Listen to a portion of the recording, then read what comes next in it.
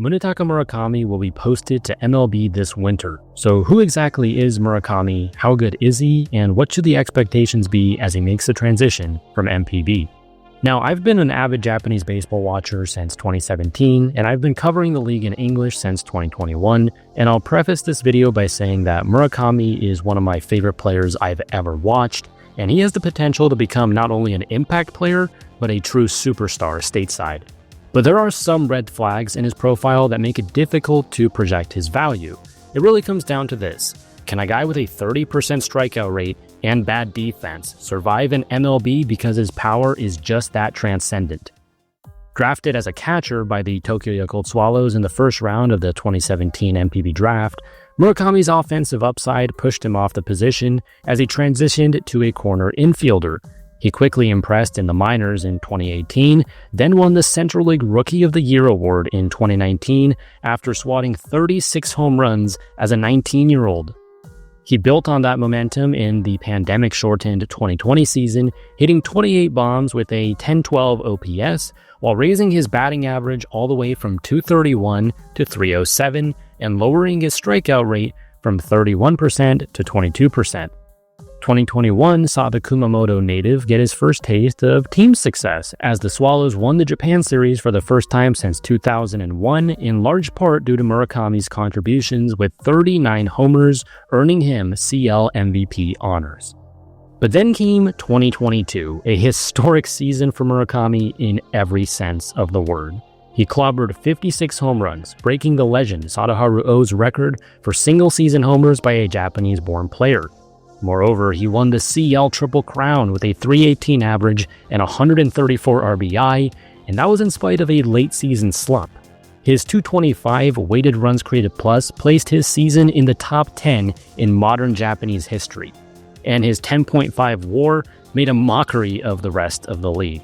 This was a Barry Bonzian display, earning him the nickname Murakami-sama, or Mura God.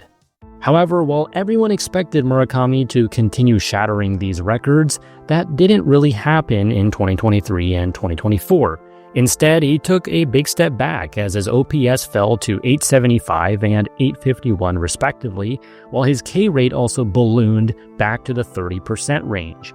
Now, he still hit over 30 homers both seasons, and for most players, those would be career numbers. But it just wasn't quite the same level we were used to from the prodigy.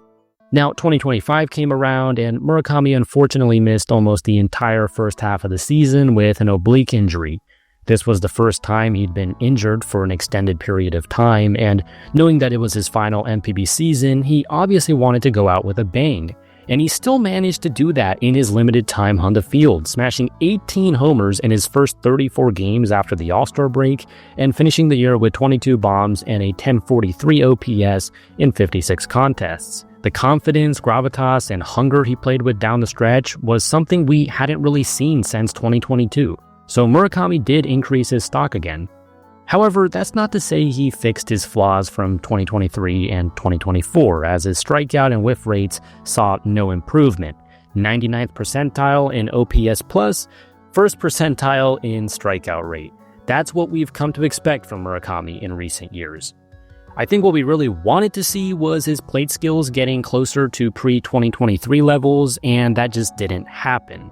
That said, what he did do very well was consistently hit the ball in the air, especially towards his pull side, and absolutely crushing it when he did connect with a 117 mph max exit velo. But perhaps the biggest red flag in his game is his in-zone contact rate, one of the best indicators of a player's true hit tool and bat-to-ball ability. Here, Murakami ranks dead last among qualified NPB hitters over the last 3 seasons. And there just isn't much of a precedent for an international player or upper minor league talent with an in-zone contact below 75% having success in MLB. For reference, Joey Gallo's in-zone contact for his MLB career was 71%. Now, if we look at Seiya Suzuki, the most recent example of a big-name Japanese power hitter to hit the MLB market, we see that his in-zone contact in his last 3 NPB seasons was consistently around 90%.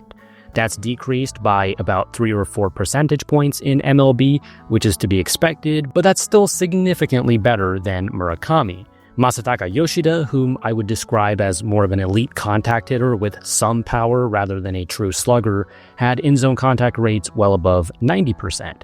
And even Yoshitomo Tsutsugo, who struggled to adjust to MLB pitching, had an 85% in-zone contact rate while being one of the top sluggers in the late 2010s.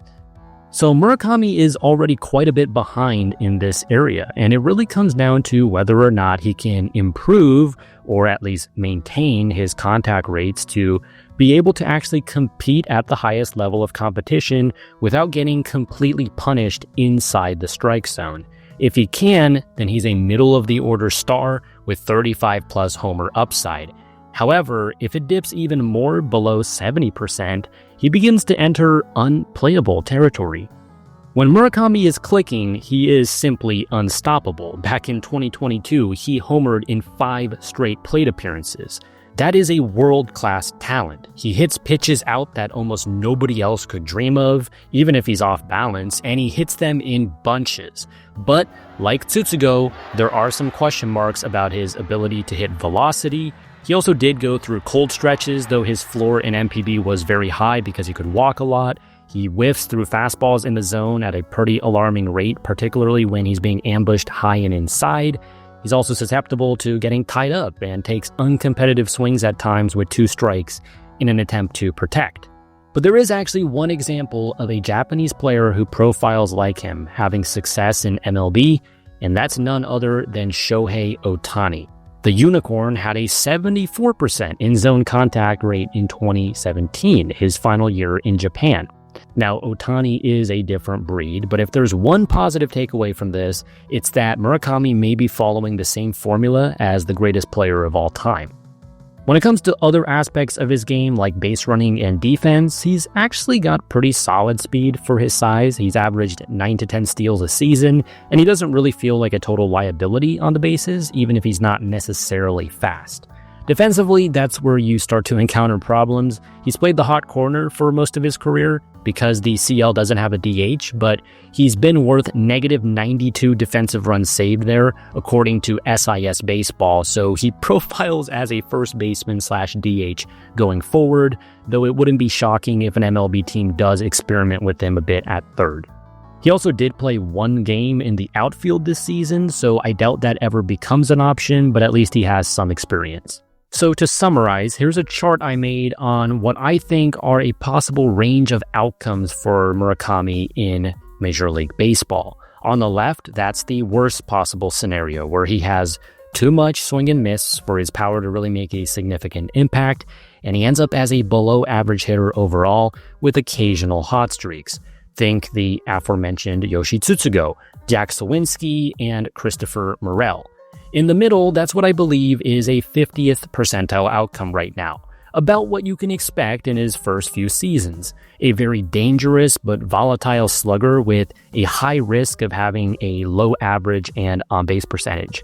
The power definitely translates, no doubt about that, but it's at the cost of leading the league in strikeouts. Think Joey Gallo, Pedro Alvarez, or Chris Davis. I know these guys had ups and downs in their careers, that's kind of the point, but I'm mostly referring to their good years. And on the right, that's the best case scenario, an all-star top 30 hitter, a perennial 30-plus bomb masher with 100-plus ribbies, and the strikeouts get offset by consistently slugging and drawing walks. Some good comps here might be Max Muncy, Rafael Devers, Matt Olson, and maybe even Nick Kurtz. These aren't your MVPs per se, but they're widely recognized and feared as some of the best to do it, and that's the kind of ceiling Murakami has, a face of the franchise type superstar. Of course, everything I said also depends on what his home park is, what organization he signs with, and what his new coaches do to tweak and help him adjust to a new country and new league. In my opinion, from watching him for many years, I think he's a guy that really does benefit from having a positive, upbeat environment around him. He can suffer from some confidence loss and imposter syndrome even, so that's an important thing to consider as well. He's a very confusing and polarizing player at times, but he is a generational talent, and I'll be cheering him every step of the way wherever he lands. Thanks for watching. This has been Yuri Karasawa with JapanBall.com. Make sure to check out all of JapanBall's socials on X, Facebook, and Instagram for news, updates, and analysis on Japanese baseball. Also, visit extrainningstravel.com for information on international baseball tours, including to Japan.